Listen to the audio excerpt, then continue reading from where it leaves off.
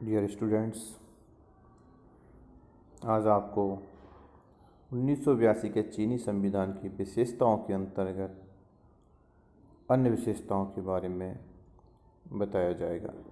इससे पूर्व के वीडियो में आपको संविधान की यानी चीन के संविधान की कुछ विशेषताओं के बारे में बताया गया था।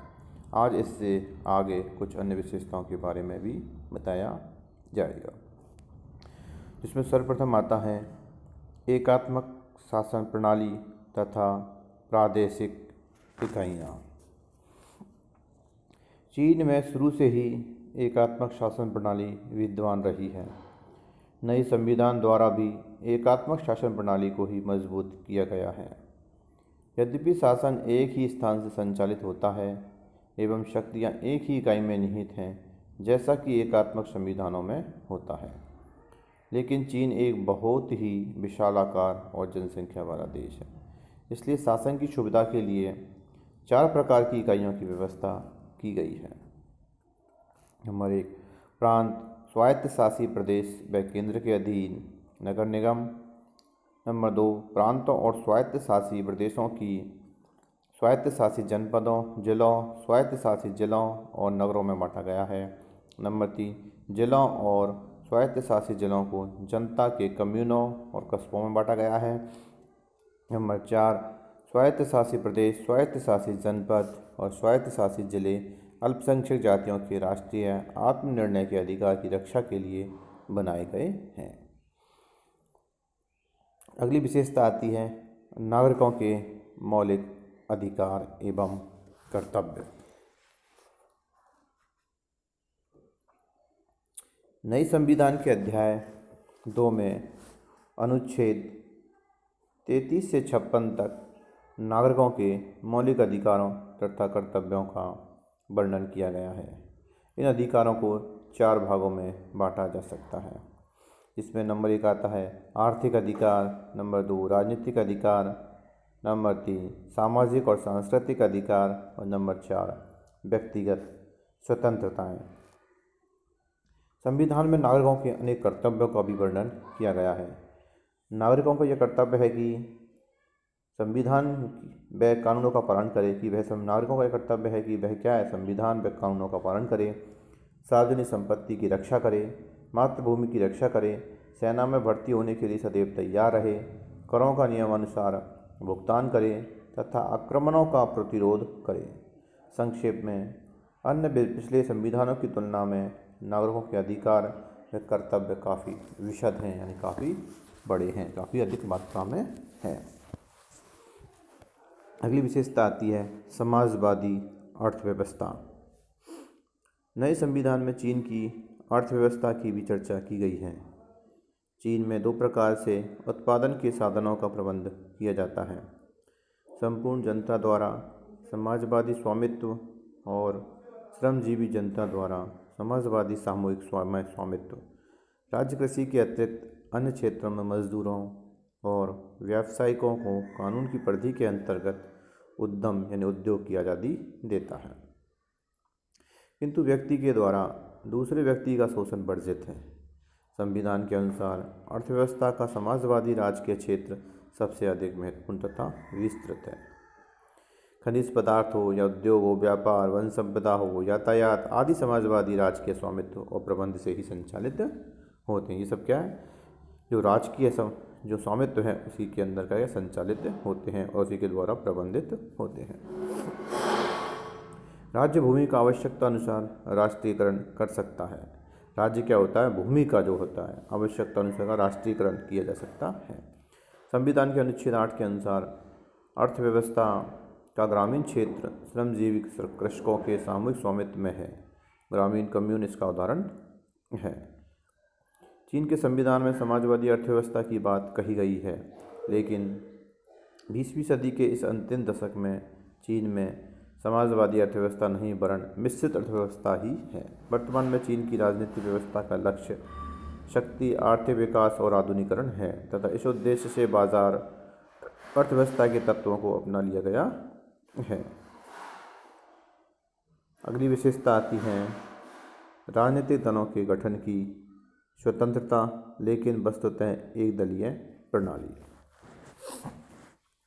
सैद्धांतिक दृष्टि से चीन में राजनीतिक दलों के गठन की स्वतंत्रता है, यानी चीन के अंतर्गत राजनीतिक दलों के गठन की स्वतंत्रता है। और चीन में साम्यवादी दल के अतिरिक्त भी क्या है, 8 अन्य राजनीतिक दल भी हैं।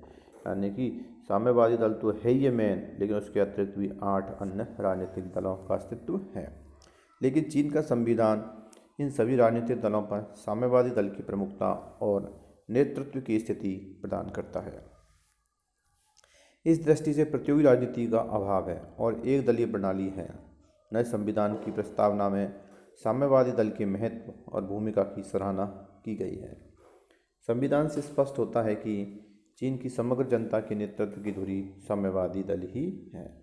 यानी पूरे जो उसका जो साम्राज्य है, चीन का जो है साम्राज्य है, उसकी पूरी नेतृत्व की धुरी कौन करता है, साम्यवादी दल ही करता है। संविधान की प्रस्तावना में ही लिखा गया है कि पिछले 30 वर्षों से सभी जातियों के लोगों ने साम्यवादी दल की नेतृत्व में अपनी विजय यात्रा जारी रखी है, वे बड़ी सफलताएं अर्जित की हैं। अगला आता है केंद्रीय सैनिक आयोग। नए संविधान में एक केंद्रीय सैनिक आयोग की भी व्यवस्था की गई है। यह सर्वदा नई और अनुपम संस्था है। चीन के पूर्ववर्ती संविधानों में इस प्रकार की कोई संस्था नहीं थी। देश की सेना को निर्देश यही आयोग देता है। कौन सा आयोग? केंद्रीय सैनिक आयोग देता है। इस आयोग में सभापति, उपसभापति तथा सदस्य होते हैं। आयोग के समस्त दायित्वों की जिम्मेदारी सभापति पर होती है। सैनिक आयोग के सभापति जनवादी राष्ट्रीय कांग्रेस तथा उसकी स्थायी समिति के प्रति उत्तरदायी रहेंगे। चीन के संविधान में जो परिवर्तन किए गए हैं, उनसे संकेत मिलता है कि चीन के केंद्रीय सैनिक आयोग का अध्यक्ष कम्युनिस्ट पार्टी के महासचिव या चीन के राज्याध्यक्ष की तुलना में अधिक शक्तिशाली होगा। लेकिन चीन ने इस समस्या का हल इन प्रमुख पदों में के एकीकरण में ढूंढा है। अगली विशेषता आती है राष्ट्रपति पद की पुनर्स्थापना। नए संविधान में राष्ट्रपति तथा उपराष्ट्रपति पद की पुनर्स्थापना की गई है, जबकि 1978 के संविधान में इन पदों को समाप्त कर दिया गया था। इनका निर्वाचन जनवादी राष्ट्रीय कांग्रेस द्वारा किया जाएगा। राष्ट्राध्यक्ष द्वारा किए जाने वाले समस्त औपचारिक कार्य जैसे आदेश जारी करना, प्रधानमंत्री की नियुक्ति, ऑडिटर जनरल की नियुक्ति, विदेशी राजदूतों से प्रमाण पत्र देना राष्ट्रपति को करने होते हैं। इनका कार्यकाल जनवादी कांग्रेस के कार्यकाल की तरह कितना 5 वर्ष का होता है। नवीन संविधान के अंतर्गत सेना, पार्टी और नागरिक शासन के बीच सत्ता के लिए प्रतिद्वंद्विता खड़ी हो सकती थी। इस स्थिति को दूर करने के लिए चीन में एक ही व्यक्ति को तीनों प्रमुख पदों पर आसीन करने का मार्ग अपना लिया गया है। साम्यवादी दल की इस कांग्रेस से चीन की समस्त राजनीतिक व्यवस्था में हो जनताओं की स्थिति और भी मजबूत हुई है। अगला आता है विदेश नीति के सिद्धांतों का उल्लेख। नए संविधान की प्रस्तावना में चीन की विदेश नीति का भी वर्णन मिलता है। विदेश नीति के संबंध में कहा गया है कि चीन का भविष्य समस्त दुनिया से संबद्ध है।